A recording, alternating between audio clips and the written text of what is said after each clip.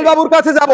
অমল বাবু, আপনি স্পেসিফিক বাংলার মানুষের সামনে আপনি আজকে বলুন, আপনার একদম স্পষ্ট ভাষায়, কোনো ভয় দ্বিধা নেই, আপনারা কি দেখেছেন? আপনাদের কি বলা হয়েছিল লাশ নিয়ে যাওয়া হচ্ছে, না আপনাদের বলা হচ্ছে খাবার নিয়ে যাওয়া হচ্ছে কিন্তু পুলিশ নিয়ে যাচ্ছে লাশ? আজকে আপনি বলুন স্যার। আমরা ওখানে 30 থেকে 35 জন দাঁড়িয়েছিলাম গেটের সামনে, আনন্দপুর পুলিশ স্টেশনের বাইরে।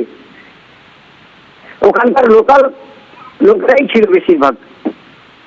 আমরা ওই মিসিং ডায়েরির জন্য ওখানে উপস্থিত ছিলাম।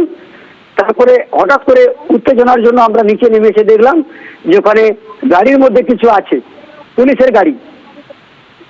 মেন গেট পর্যন্ত এগিয়ে আসার পরে পাবলিকের উত্তেজনার পরে গাড়িটা পিছনে নিয়ে যাওয়া হলো 2-3 মিনিটের জন্য।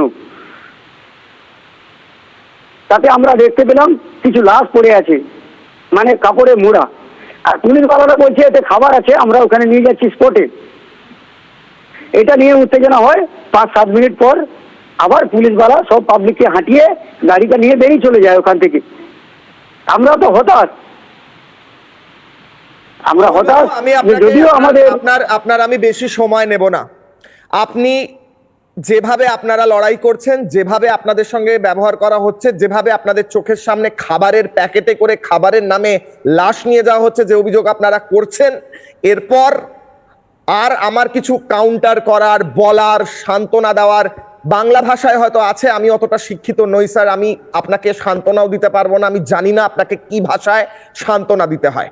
অনেক ধন্যবাদ, আপনি বাংলার মানুষকে আজকে সত্যি যে চিত্র, যে ছবিটা ওখানে বাস্তব, সেটা বললেন। এটাকে আপনাকে কাউন্টার করে আপনার কাছে সত্যি প্রমাণ চেয়ে অনেক চেষ্টা হবে স্যার, এগুলোকে পাত্তা দেবেন না। কিন্তু আপনারা যে লড়াই করছেন, রিপাবলিক বাংলা আপনাদের সঙ্গে রয়েছে। কিশলয় অগ্নিবাণে যুক্ত হওয়ার জন্য অনেক ধন্যবাদ।